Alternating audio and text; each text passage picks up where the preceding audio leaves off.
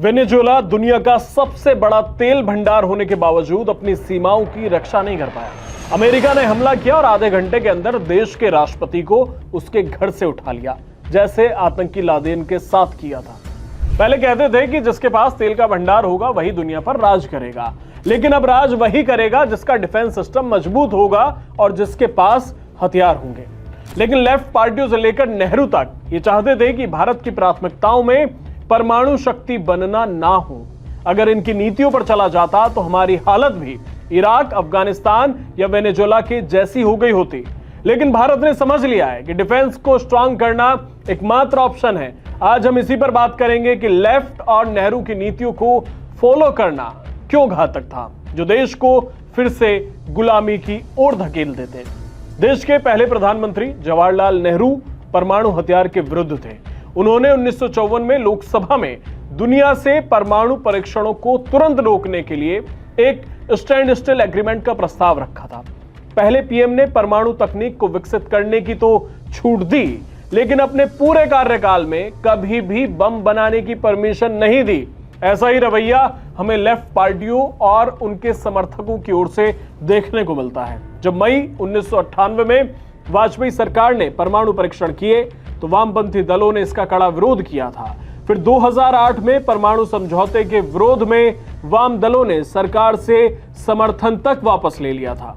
21वीं सदी में शांति, अहिंसा की बात कर दुनिया में शांति स्थापित नहीं हो सकती। यहां पीस की बात सिर्फ वही कर सकता है जो शक्तिशाली हो। भारत के लिए वेनेजुएला एक सीख है। अब किसी देश की असली ताकत तेल, नेचुरल रिसोर्सेज, एक्सपोर्ट या विदेशी मुद्रा के भंडार में नहीं है। असली ताकत है सैन्य शक्ति और मजबूत रक्षा व्यवस्था। अगर हम परमाणु संपन्न देश न होते, सबसे बड़ी सेना और मॉडर्न हथियार नहीं होता, तो चीन अपनी मनमानी करता। गलवान में हमारे वीर जवान चीनियों को ईंट का जवाब पत्थर से नहीं दे पाते, या भारत पाकिस्तान की नापाक हरकतों पर लगाम नहीं लगा पाता। आज हम हर पाकिस्तानी समर्थित हमले का जवाब उसके घर में घुसकर देते हैं, और पाकिस्तान को पालने वाले अमेरिका और चीन मुंह ताकते रहते हैं। भारत के मजबूत डिफेंस सिस्टम का ही नतीजा है कि ऑपरेशन सिंदूर के दौरान पाकिस्तान ने 48 घंटे के अंदर ही घुटने टेक दिए थे और पाक का जनरल मुनीर सीज फायर के लिए गिड़गिड़ाने लगा था।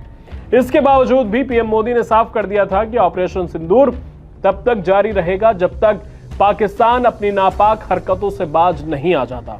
आने वाली चुनौतियों के लिए सरकार लगातार रक्षा क्षेत्र में बड़े बड़े सौदे कर रही है। पिछले हफ्ते ही रक्षा मंत्रालय ने सेना की लड़ाई की तैयारियों को मजबूत करने के लिए 4,666 करोड़ रुपए के कॉन्ट्रैक्ट साइन किए हैं।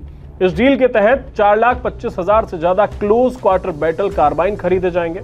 इनके साथ एसेसरीज भी आएंगी और जिसकी कुल कीमत 2,770 करोड़ रुपए है।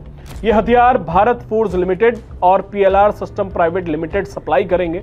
ये दोनों भारतीय सेना और नौसेना में शामिल किए जाएंगे। इससे सैनिकों के हथियारों को आधुनिक बनाया जा रहा है। सरकार ने करीब 1,896 करोड़ रुपए का एक और कॉन्ट्रैक्ट साइन किया है। इसमें भारतीय नौसेना की कलवरी क्लास पनडुब्बियों के लिए 48 हैवीवेट टॉर्पीडो खरीदे और लगाए जाएंगे। ये टॉर्पीडो इटली की company vast submarine system SRL से आएंगे।